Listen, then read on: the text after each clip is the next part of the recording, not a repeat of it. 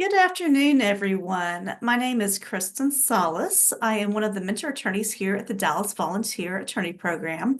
Thank you all for joining us today for our Guardianship of the Person CLE. For those of you that are not familiar with DVAP, as we affectionately call ourselves, we are a joint project with Legal Aid of Northwest Texas and the Dallas Volunteer and the Dallas Bar Association.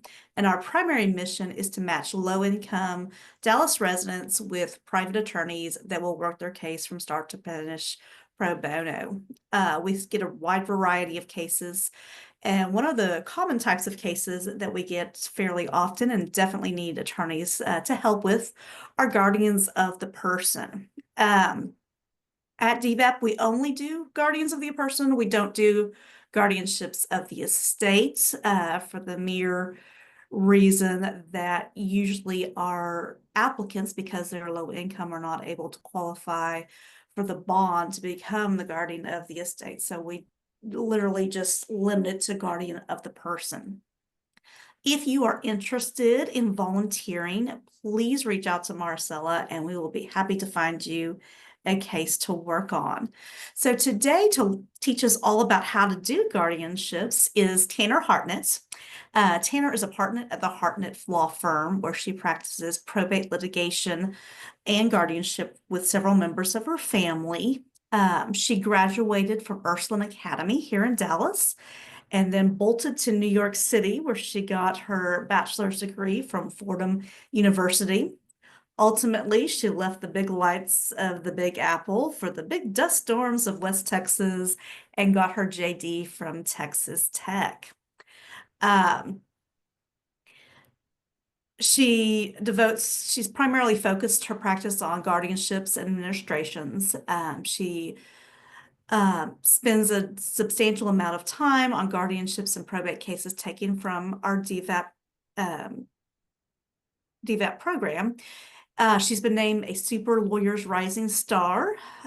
She has received 2 outstanding small firm attorney awards from DVAP and was DVAP's 2022 Lawyer of the Year. She's also received the Honorable Nikki DeShazo Pro Bono Award from the Dallas Bar Probate Section. When she's not in the office, she coaches Ursuline's mock trial team, runs the Fordham University Alumni Chapter in Dallas, and she and her husband have 3 kids. As she goes along in the presentation, if you have questions, be sure to put them in the Q&A at the bottom. And if there is time, Tanner will get to those at the end of the presentation. So without further ado, I will turn it over to Tanner. Thank you so much, Kristen.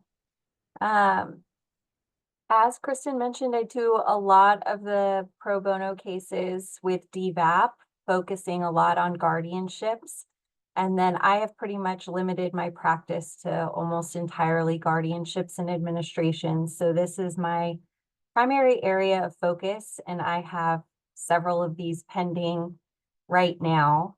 So today we'll kind of walk through what you need to do as an attorney to take on one of these cases from DVAP, as well as what to expect throughout the process.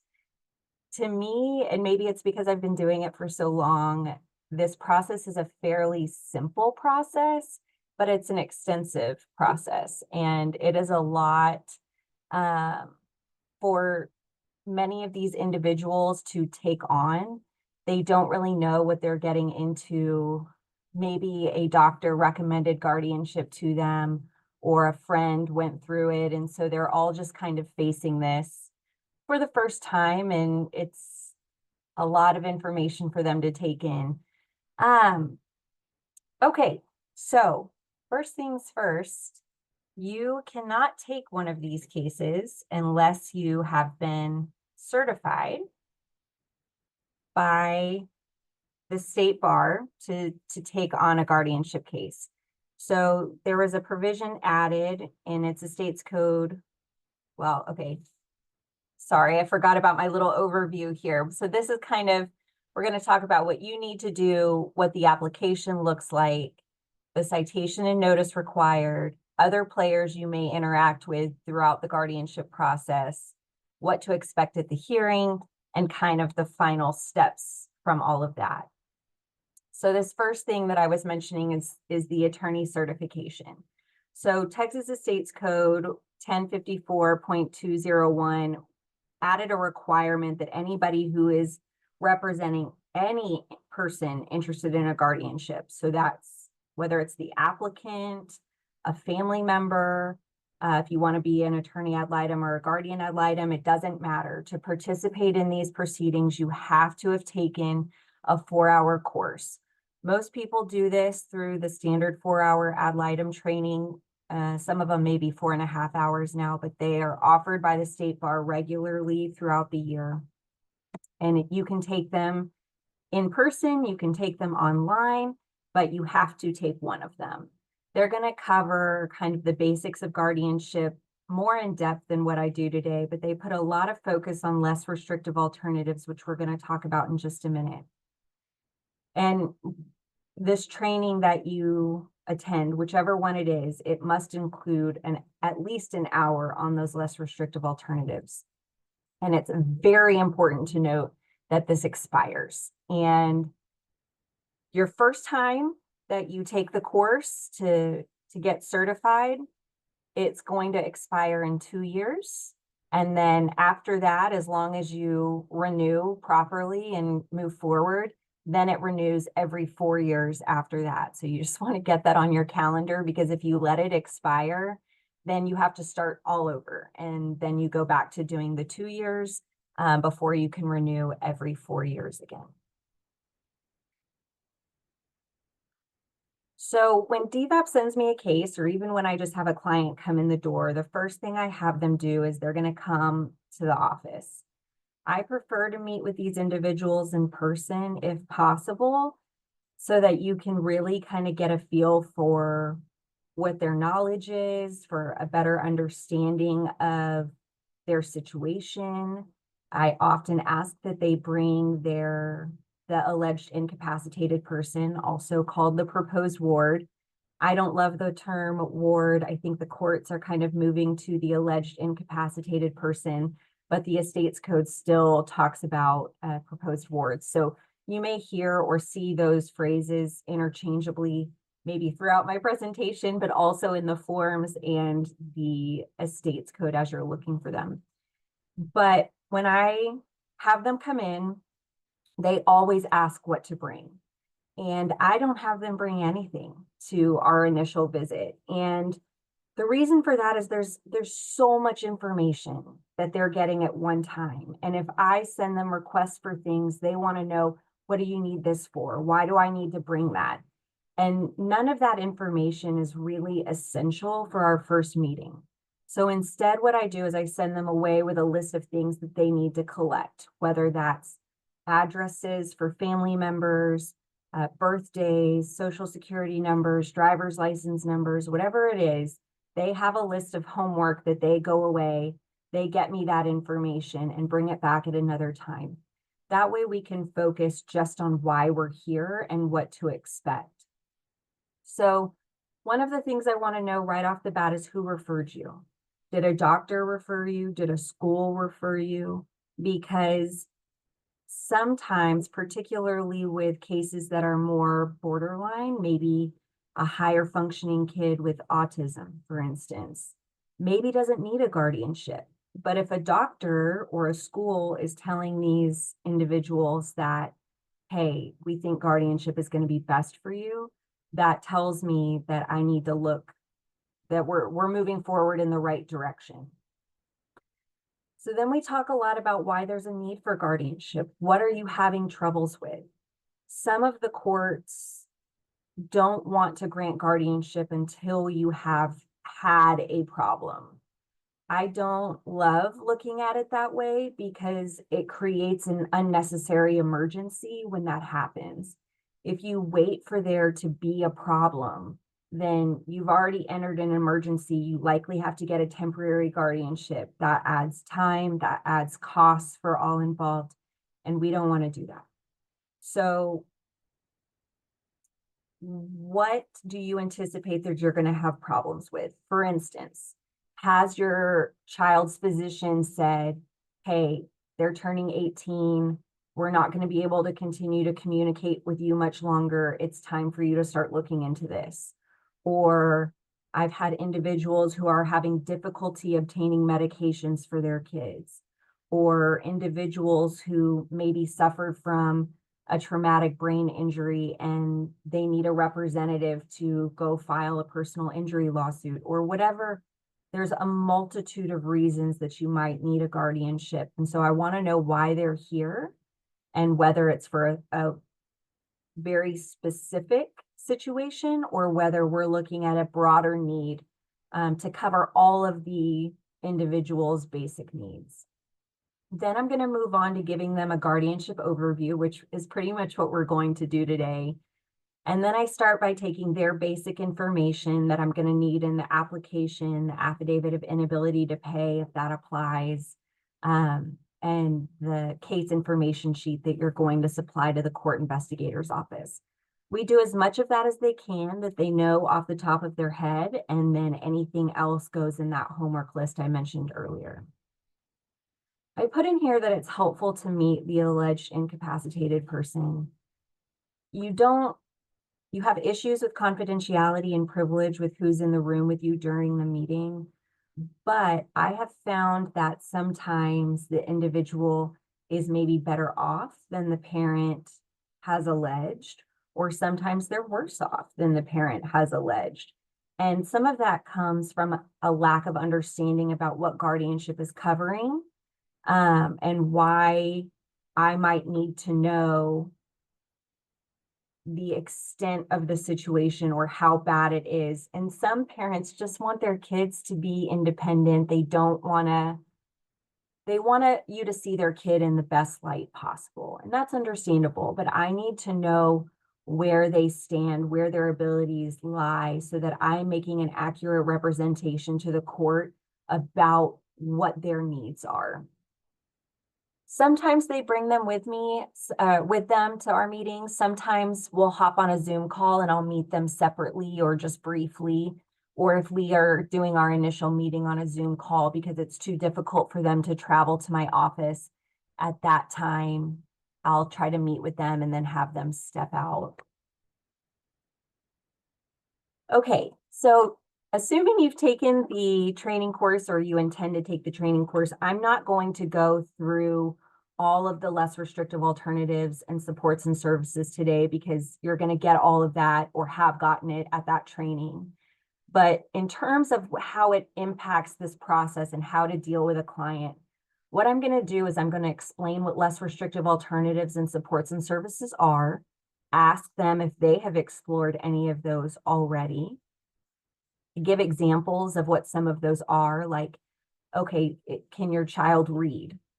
At what grade level? Do they understand? Do they have any sort of reading comprehension? Could they, for instance, read and understand a power of attorney? Because if so, that is a possible route to avoid guardianship. If they can't, we continue moving on down the list. But as we walk through these and kind of discuss why or why not they will work for that particular case, then we move on to determine whether it'll be effective. Okay, so maybe they can sign the document, but does that give you what you need to do? Does it give you the authority that you need to make sure that your individual is protected properly?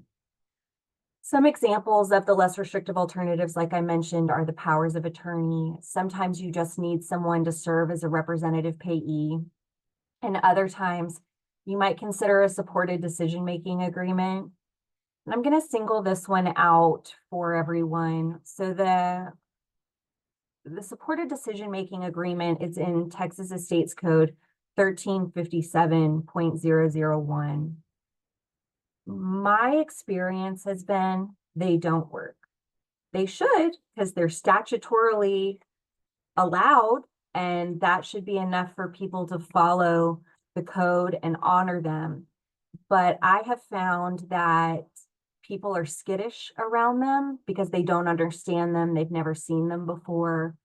I know other people who have had success with them, so definitely keep them in your toolbox. But it has just been my experience that we just end up right back at a guardianship, which is unfortunate because you always want to try to find a simpler route to avoid guardianship if you can.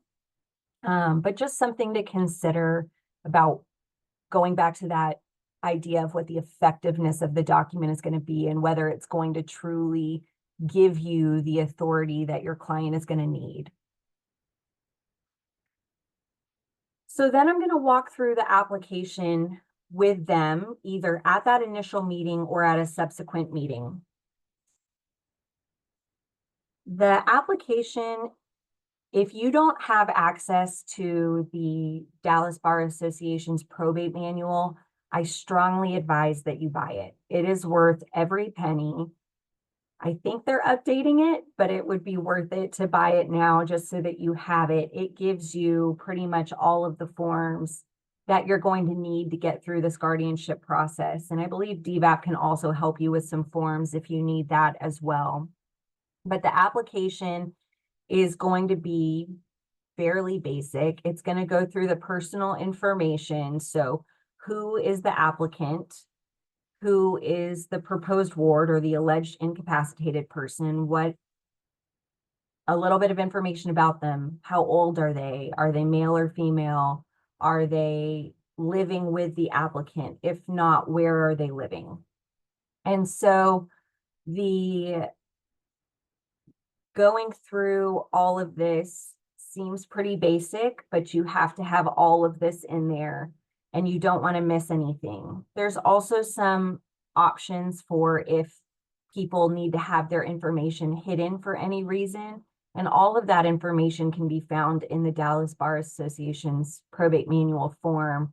They kind of mark it out for you, the sections that can be hidden if they need to be hidden for any reason.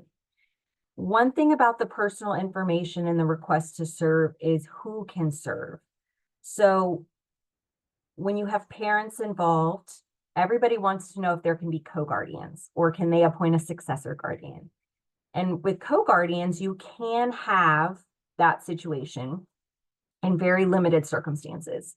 For instance, if you have a husband and wife who are married, they can serve together, whether it is a parent or a biological parent or a step parent. If they're married, they can serve together. Joint managing conservators under a family, a judgment from the family court.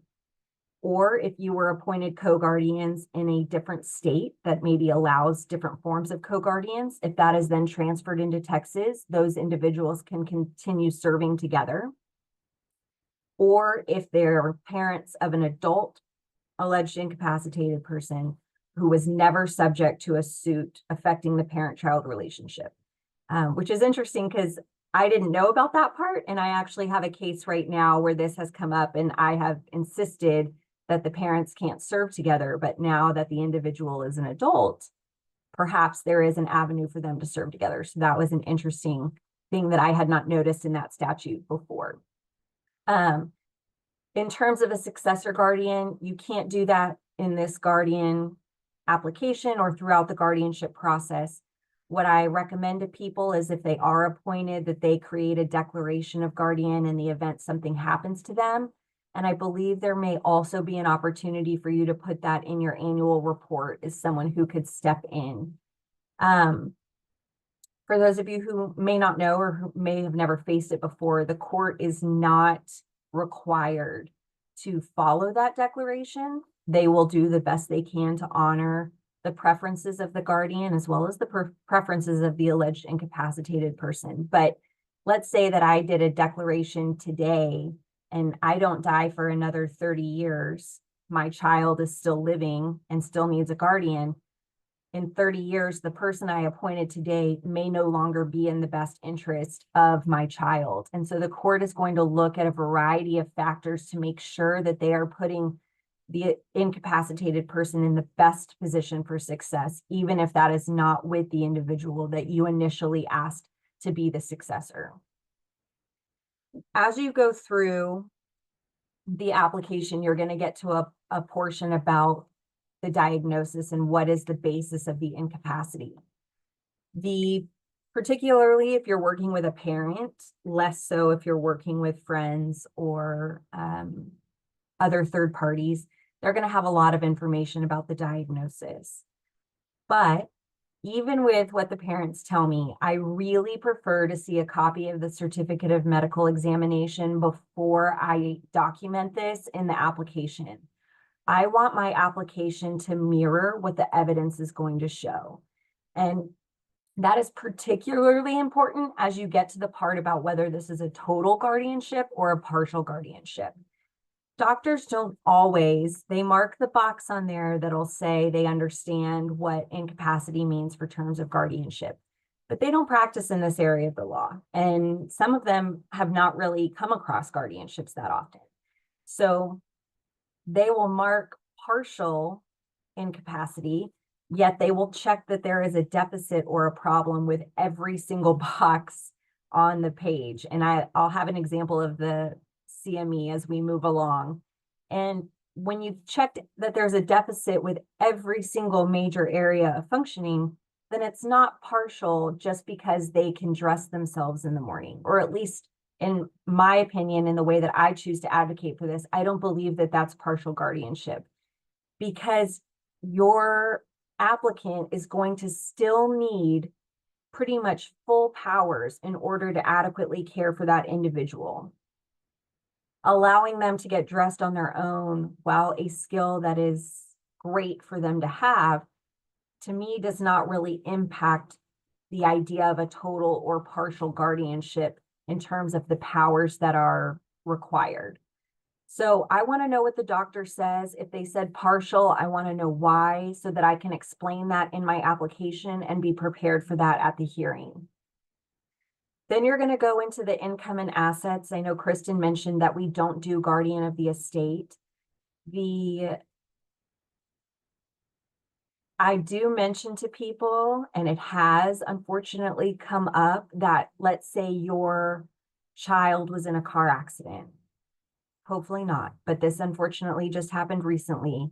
They were in a car accident and now they're possibly going to be coming into a bunch of money from a personal injury lawsuit. So they need to understand what a guardian of the estate is, so that they're prepared to go request that if needed to pursue or collect those assets at any given point. Also, the estates code allows for a guardian of the person to manage up to $20,000 of a ward's assets.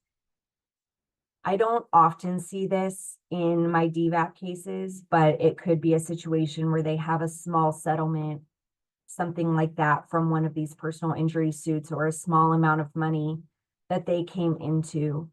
You're also going to want to consider protecting their benefits, because if they do come into money, how that's going to impact their Medicaid or anything they're receiving from Social Security. So there's some really great resources out there for you, including ABLE accounts, which are basically like a savings account. And I think it's up to $18,000 is excluded from Medicaid consideration if it's in an ABLE account. And then also the ARC of Texas, particularly for larger amounts. It is a master pooled trust, and it's basically a giant special needs trust that's being run by this organization, and allows you to put that money in there. Your individual can still benefit from those funds, but it's protected. Their benefits are all protected by the funds being in that. So while it's not directly an issue for today's topic, it is something to be aware of, and for your applicants to be aware of in case anything happens along the way. You're going to want to know if any powers of attorney exist, if one was signed. This is more so for older adults, or adults that maybe suffered from a traumatic brain injury or other sort of difficulties as they got older. Most of the kids who are aging out of school have not had the opportunity to create a power of attorney, and so you don't have to worry about that as much. But with these older individuals, you want to ask about whether any exist, and you're also going to address the possibility of their existence later in the order. There are a bunch of people who require notice of these proceedings. We're going to go through that list in a minute, but you're going to want to collect. The application requires that you put their name, address, and It says date of birth, but really they're looking to see if it's an adult or not. And so you can just put adult or minor and their relation to the applicant and the proposed ward.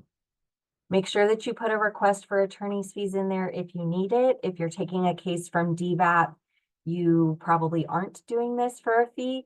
But if you are taking any other case, I know that the probate manual form doesn't explicitly list it in there. It just says in parentheses, request for attorney's fees. So make sure to put that in there if you're using this on a case that you are being paid on. And the application has to be sworn to by your applicant. So particularly with the DVAP clients who maybe have never had to do that before, you need to provide them with some information about where they can have documents notarized. It's very difficult for many of them to be coming back and forth from my office. So we find a bank nearby. There's mobile notary services, although you have to pay for those often. Some of the public libraries have notaries available to them. And of course, they are welcome to come to my office if it's not too difficult. But I want to make this as easy on them as possible. And with e-filing, they can take a picture of that or scan and email it back to you, and they don't have to be coming back and forth to your office as frequently. Okay, some affidavits that are going to accompany your application. If you're taking a DVAP case, you're going to want to include an affidavit of inability to pay. You have to have one for the alleged incapacitated person and the applicant or applicants if you have a co. You have to show that nobody involved in this process can cover the costs of those court fees, the attorney ad litem fees. But if you do file one, it'll waive almost all of the court costs, but it does not waive the bond. It should, if you file an IOLTA certificate, it should waive the ad litem deposit, but some counties make you put that down anyway, and then you can get it back. And then it also doesn't cover any fees for posting or publication if you have to do substituted service or anything like that. For me, I just eat those fees on the posting and publication, but my applicants always cover the cost of their own bond.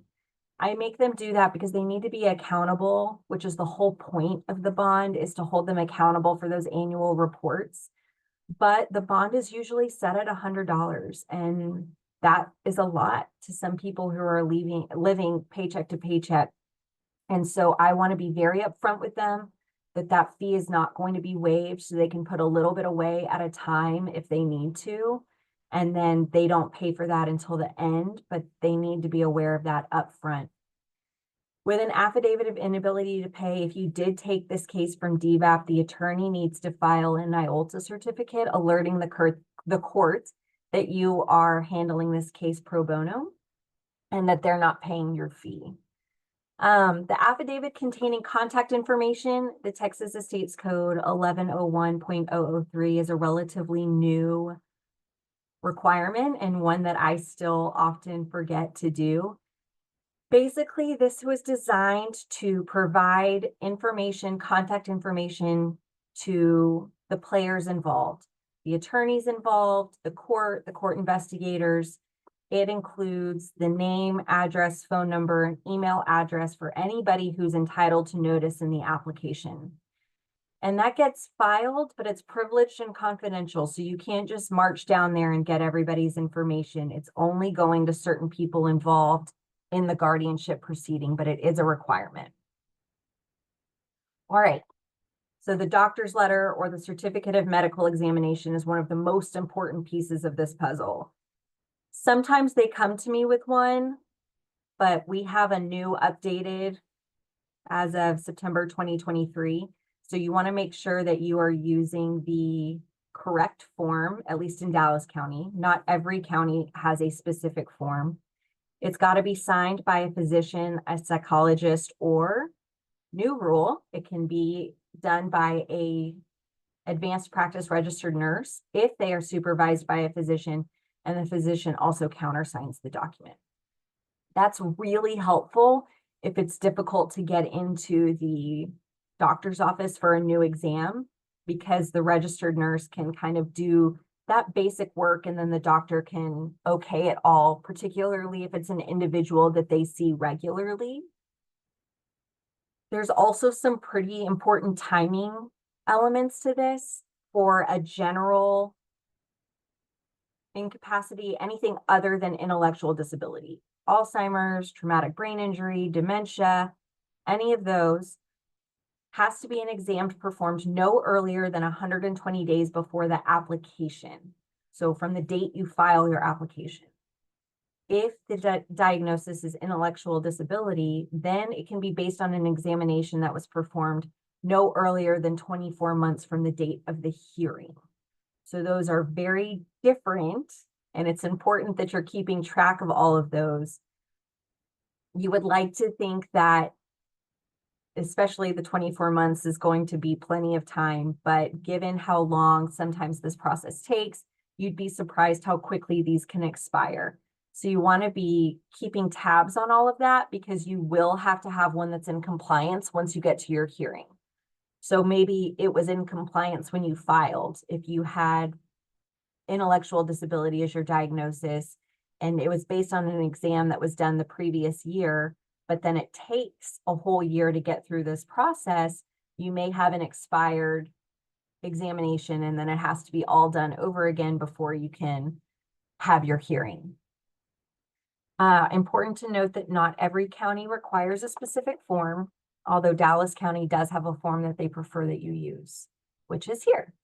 You can obtain this on their website, but just to kind of walk through it a little bit, you'll see on there who is filling out the form, where they did the examination. You, depending on how contested the guardianship becomes, if at all, this line down under, I don't know that I can get my mouse over there, but oh, here we go. Over here, before the examination, I informed the proposed board that communications with me would not be privileged. I can't tell you how many people harp on this section. This really, if they're filling out the form post-examination, of course they didn't tell the individual that it would not be privileged, because they didn't know that they were going to have to fill out this form. But people who contest the applications very frequently look at this to say, well, the proposed board didn't know that it was going to be shared. So just something to consider as you're looking and evaluating these forms. Physical diagnosis, mental diagnosis, kind of where they should go if they can, if they need to be in certain locations, like a place that has specialized residences for those with dementia, or if they need to be administered particular medications, or if they have sufficient capacity to give informed consent about those medications. They also want to know about the possibility for improvement. But sections 4 and 5 are what I was talking about when the doctor fills out the partial versus the total, but then checks all of these boxes. And so to me, 4 and 5 are really the most important sections of this document. You want to know where all of the deficits are and whether they can make these important decisions. Obviously, this is not all encompassing, but it is definitely going to give you a very good idea of what their abilities are. Sorry, I'm looking at some of these questions that are popping up. Some of them I'll answer at the end.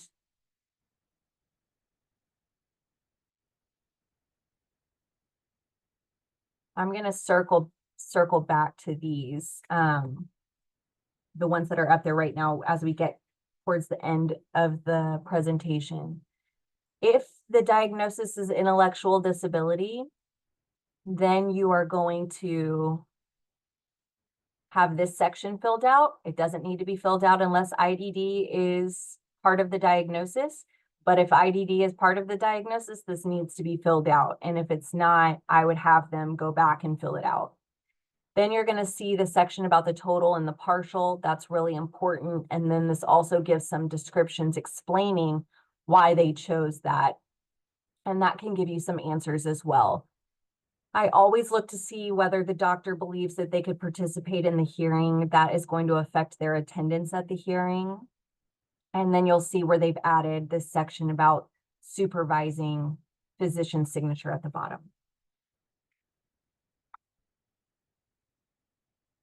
Okay, everybody's favorite topic, citations and notice.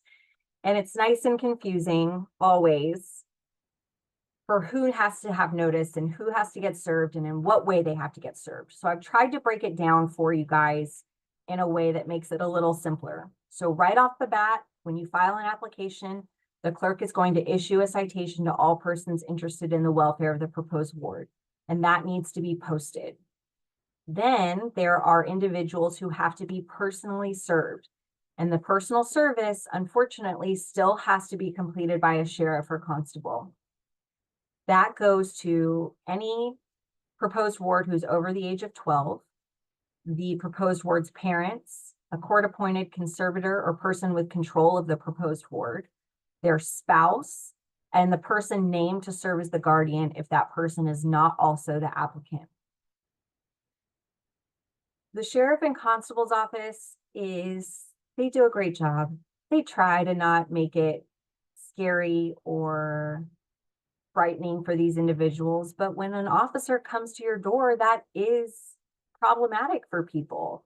It makes them very nervous. It is scary for them.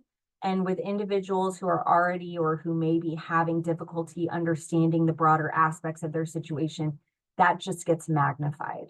And so I hope that we get to a place where we can use a private process server. But often the constables will come in khakis and a polo and not like a full uniform, and that's definitely helpful. The other problem with the sheriff and the constable's office is making sure that you get those returns back. And every now and then you have to stay on top of them to make sure that the return gets filed with the court so that you can move forward to the next step. If any of these individuals reside outside of the state of Texas, at that point you can use a private process server. And then on the other side, you have the notice requirements, and there's several people who have to receive notice of these proceedings before you can move forward. You use a qualified delivery method. I often use just certified mail, even though there's problems with the mail. You can also use anything. I think they're using the IRS guidelines to determine what qualifies as a qualified delivery method, but anything in that list you can use. When you include the notice, it has to include a copy of the application, and it has to have a letter or some sort of notice that includes all of the information in that citation that the clerk posted. You're only required to serve these individuals if their whereabouts are known or can be reasonably ascertained. That includes the alleged incapacitated person's adult children, adult siblings, the administrator of a nursing home or other similar facility, the operator of a residential facility or assisted living facility, anyone known to have a power of attorney for the incapacitated individual, anyone designated to serve as a guardian by an incapacitated person or the incapacitated parents if those parents are deceased, and any other living relative listed in the application.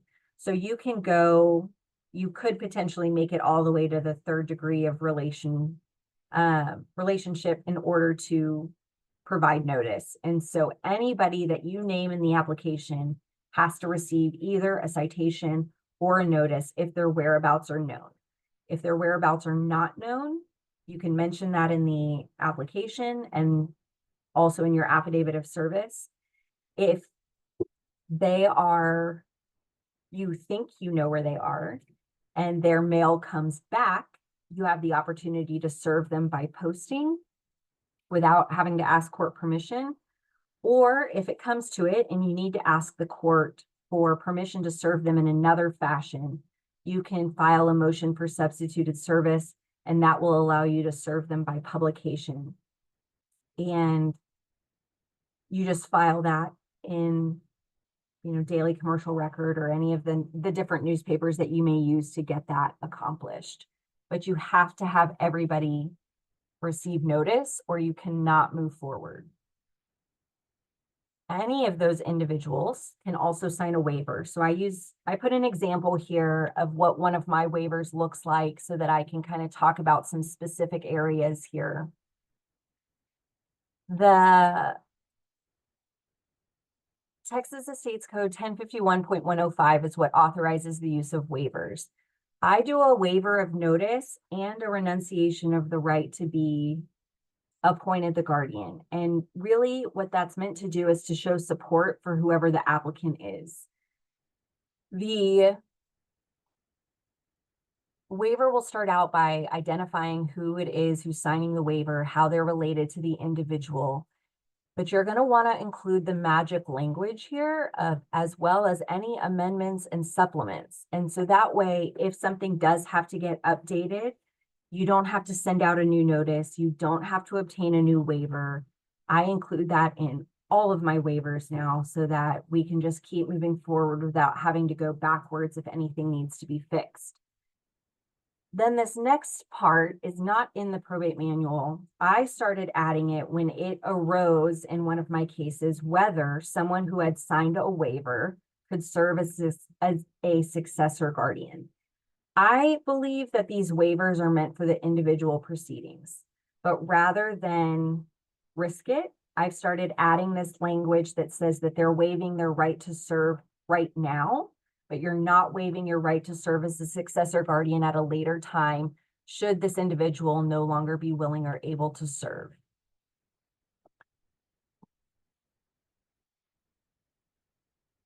All right, registration and training. So once you have gotten the application and all of your initial documents filed, you have your cause number, you know what case you're going to be, what courtroom you're going to be in, you need to have your client register, have the applicant register with the state of Texas to serve as a guardian, and they also have to complete a 1-hour training course. I went ahead and put the information for what you have to do if the estate is over $50,000. You're not really going to see that if you take a DVAP case, but if you are doing this for another individual, or you're talking about a guardianship of the estate for an individual, then this is the instructions for what you need to do in Dallas County. Each county was responsible for coming up with their own procedures to get these background checks done. Dallas County is using Identigo. And then for most of the guardians of the person, particularly those that come through DVAP, you're only going to need to register with the JBCC. And the training, it takes about an hour. There's a certificate that they receive at the end of the training that they need to give you so that it can be e-filed and submitted to the court. There's also a Spanish language version now, which has proved to be very helpful. I went ahead and took a screenshot of what the JBCC page looks like, because I can't tell you how much grief this has given my clients.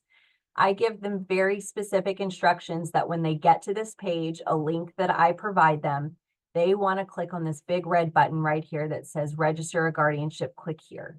You do not want them to navigate their way up here to certified guardians, because they are not asking to be certified guardians. And when they fill out this form, it opens a whole host of other problems and requirements. They get very panicked. They don't know what to do, and it slows the whole process down. So you want to make sure that they're sticking to this red dot down here. Possible other players that you're going to encounter, you are in Dallas County, definitely going to encounter the court investigator. They are social workers. Their office is divided into 2 branches: the court investigators, who handle everything before the hearing, and the court visitors, who handle everything after the hearing. They are so kind. They never do surprise visits on these individuals. They work with them to find a time that works for the applicant, works for the proposed ward. They're going to come out or do a Zoom call and meet with you. They want to know things like, is the individual clothed appropriately for the weather? Are there any firearms in the home? And if so, are they stored properly? Are medications stored properly? Is the environment a safe place for that individual to be? They are also going to pull Child Protective Service records as well as Adult Protective Service records. They're going to be looking for the applicants, whether they have had any any validations against them, if they have had any charges brought against them or anything like that, that show abuse to an individual or to a child. And if that has been validated, then you're going to have to address that with the court and why it should be overlooked. The attorney ad litem is always going to be appointed in any proceeding. That individual is representing what the alleged incapacitated person wants, which is not always what's in their best interest, which is why you have a guardian ad litem. That individual focuses on what is in the individual's best interest. And the court is going to want to hear from both of them. You typically will only have a guardian ad litem in a case that is complicated, or if there are some questions about who the applicant should be, or I'm sorry, who the guardian should be, or where the individual should live, or if it's been contested. Those are all situations where you might see a guardian ad litem. In my most of my DVAP cases, we do not end up with a guardian ad litem. They are typically more straightforward than that. Preparing for the hearing, most of the courts require that you pre-file your hearing documents now. A guardianship doesn't typically have a proof like you would see in some of your other probate cases, but they do require a proof of qualifications now. The qualifications to serve are similar, almost exactly the same as those that you would find to serve as a personal representative in the probate of a will or to serve as an administrator. Are you over the age of 18? Are you of sound mind? Have you ever been convicted of a felony? Have you ever been convicted of a misdemeanor involving dishonesty? Have you ever filed for bankruptcy? Are you a resident of the state of Texas? Do you have any lawsuits pending or anticipated against the proposed ward? Does the proposed ward have any pending against you? And are you qualified or not disqualified to serve as a guardian of the person? So they will have to sign that one proof during the hearing, but there's not a proof that covers the contents of the application or the evidence, things like that. There is an oath that will get filed after the hearing, but you still submit a copy of that ahead of time. Your proposed order, an affidavit of service, letting the court know that you have served everybody who was entitled to a citation or notice in the application. And if applicable, if you're having your hearing with one of the associate judges, you're going to need to file a waiver of de novo hearing, saying that you're waiving your right to have it reheard in front of the presiding judge. So you'll just need to know from the court coordinator, is my hearing in front of, for instance, Judge Malveaux or Judge McNeil or Judge Warren or Judge Trobey? Just get the answer to that, and then you'll know whether you need to have one of these waivers on file. The qualifications to serve as a guardian can be a little tricky. In a lot of my DVAP cases, unfortunately, this comes up quite a bit, and that is whether they are unsuitable or whether they have notoriously bad conduct. So if you have a felony, for instance, that is most likely going to preclude you from serving. Under unsuitability, it could be it's really broad. Anything that the court finds that they think would be harmful to the individual or cause the applicant to not be in good standing in any form or fashion can get you disqualified to serve. The notoriously bad conduct has a little bit more specific guidelines. For instance, any sexual offense, including sexual assault, aggravated assault, injury to a child or an elderly individual or a disabled individual, abandoning, endangering a child, elderly individual or disabled individual, terroristic threats, or continuous violence against the family. Those are very specific reasons you can be disqualified, but I have found that the courts really, any felony can do you in, and any misdemeanor that involves dishonesty or that they find to be of moral turpitude can also get you disqualified. And it is so important that you ask your client this right off the get-go. And it does not matter if these occurred 25 years ago. They need to tell you about them because they need to be addressed so that you can show the court why they've overcome this or why that should be overlooked. I have unfortunately had multiple times where, surprise, we have a felony that I didn't know about or a misdemeanor that I didn't know about that is brought up in court. And so now I am very stringent about getting those answers ahead of time. And the court investigators are sometimes good about alerting you to those as well. So the order, and I just put up 2 specific pages here for you, but I'll walk through the order generally real fast. The order is going to do a couple of different things. It's going to go through the findings that you have to have by clear and convincing evidence, the findings that you have to have by a preponderance of the evidence, and you can find those requirements in Estates Code 1101.101. They break down what's clear and convincing and what's preponderance of the evidence.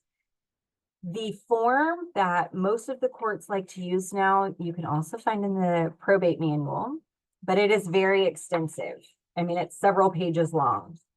They want everything to be included in this. So you're going to go through the findings that there's incapacity, that there's no less restrictive alternatives, the preponderance of the evidence that they have venue, the extent of the incapacity, that the applicant or whoever is serving as the guardian is not disqualified to serve.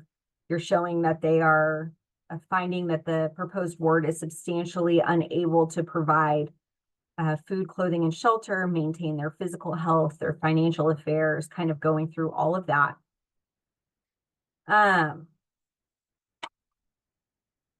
Going through some of the basic information about the proposed ward. And then it gets to the point about the appointment. So the court will order that hopefully your applicant is who's getting appointed as the guardian of the person for the alleged incapacitated person. And then it's going to go through the specific powers that that individual is going to have. And these can be tailored any way that you need to for your situation. You can remove stuff, you could add stuff. It is not all encompassing, but it covers quite a bit of ground. And all of this needs to be included in your order. It's also important to carve out that the applicant have the authority to advise income sources, including Social Security, that they have that specific power included in there. Then there's going to be a section about the bond, and that it's going to be a full or partial guardianship, whichever the case applies for you. And then we get to this part here. A lot of people leave out this section about the limitation on the proposed ward's rights, but the courts are really wanting to see this in here, what things they cannot do anymore versus what they can. So for instance, if your ward can continue to drive, then you're going to want to take this section out. But otherwise, you want all of this included in here. Over here, you want to make sure that you are suspending any power of attorney. It's possible that you didn't know one existed. And so you want to make sure that in case one comes along in the future, that it has been voided and no longer has any force or effect. A lot of people also forget to include this notice to the peace officer. So you want to make sure that that gets included in there, and that you ask that this be until the individual is restored to full legal capacity or until the matter should otherwise be terminated.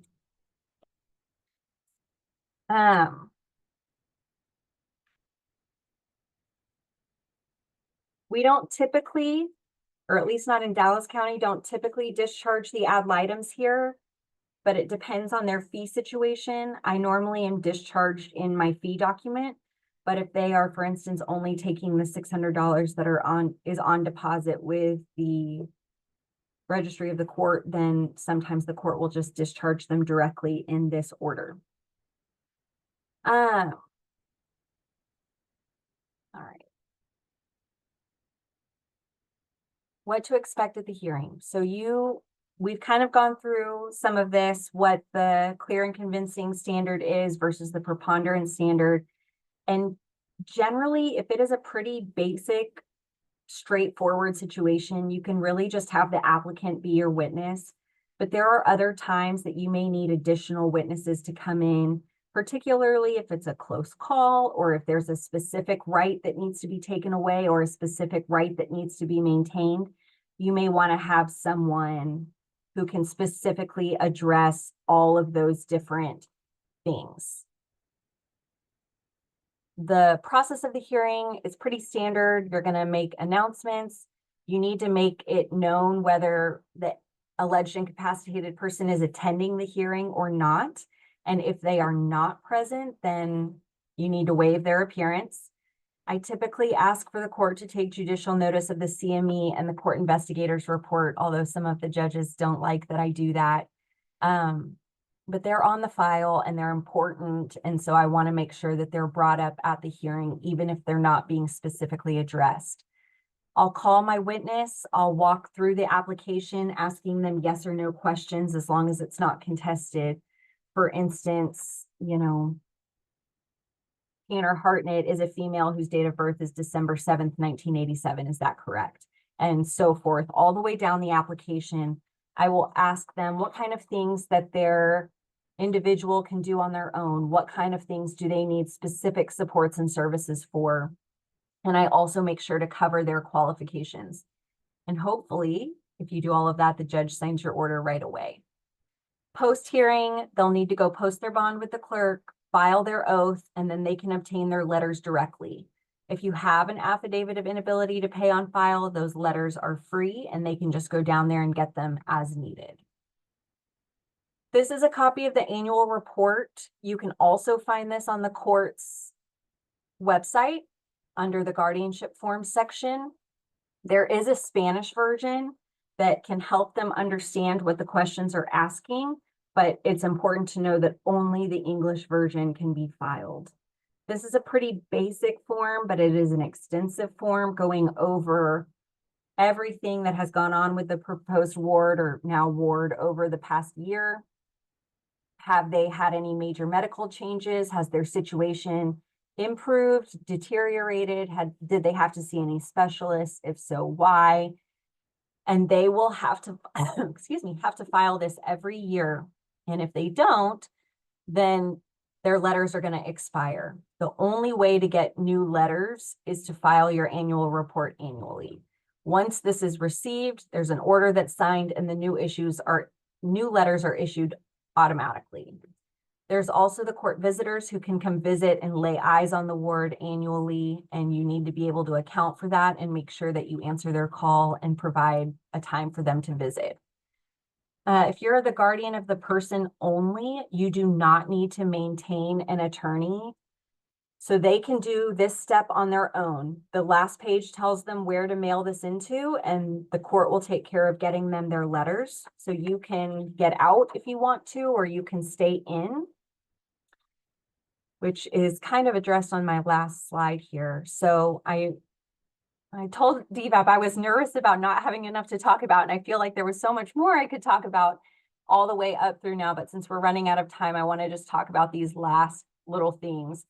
I personally don't terminate my representation of these DVAP clients, and the reason that is because stuff comes up and they may need someone to represent them at a show cause hearing, or they didn't file their annual report, or I had an incident where their court and visitor noticed that the individual had bed sores. And so the court filed a show cause to make the mom come in and explain why she shouldn't be removed. Since I never withdrew my representation, I was getting notice of all of that. I was able to step in and intervene and help figure out what was going on here. And it turned out that she just didn't have the training necessary to know what caused them, and more importantly, how to treat them. And so we were able to address that with the court, and she was not removed. And so it was important for me to stay on. And after that, I've just never really withdrawn. But there are mechanisms for you to withdraw if you don't want to continue being on call, I guess, for them. Some resources I listed here are the probate manual. You can buy that through the Dallas Bar on the probate and estates section page. And I highly, highly recommend. Then you can also use the Dallas County website. They've got some of the forms there that you may need. Also, there are several DVAP cases, guardianships, that are pretty simple that don't have homes right now. I never let these cases go homeless because these are often parents who are just trying to take care of their kids, and I cannot stand to see these cases go without finding some sort of representation. So Whitney let me put her email on here. If you are willing and able to take a case, please do. All of these individuals are just trying to help, and whether it's a guardianship or giving them the tools they need for less restrictive alternatives, either way, you are doing them a world of good, and they are normally, generally, almost always so grateful to have you. Um, it can be a little time consuming, but in short bursts, if that makes sense, because the guardianship process just takes some time, but really none of the individual steps themselves take that much time. So I see a couple of questions that I was not able to get answers to and we're out of time. My email address was on the first slide. And if you want to email me your questions, I will be happy to answer them as I'm able. But other than that, I think we're out of time. But thank you so much for coming to listen to this. I provided the slides to DVAP, so hopefully they'll send those out to you. And you're always welcome to email me with any questions or concerns, whether it's about this presentation or just about guardianship generally. I'm happy to chat about it and help mentor if you need it or whatever I can provide you. So thank you guys so much for coming. Thank you, Tanner, for a wonderful presentation. Thank you for everyone who tuned in today for our last CLE of this year. I want to go ahead and give you the course code number, which will also be emailed to you all along with a copy of the slide deck. That course number is 174260313. Again, that is 174260313. Thank you all for being here, and we look forward to seeing you in January for our next CLE on intested probate. Please tune in for that as soon as we send out our sign up list. And again, thank you, Tanner, for a wonderful presentation. Everyone have a great rest of your day.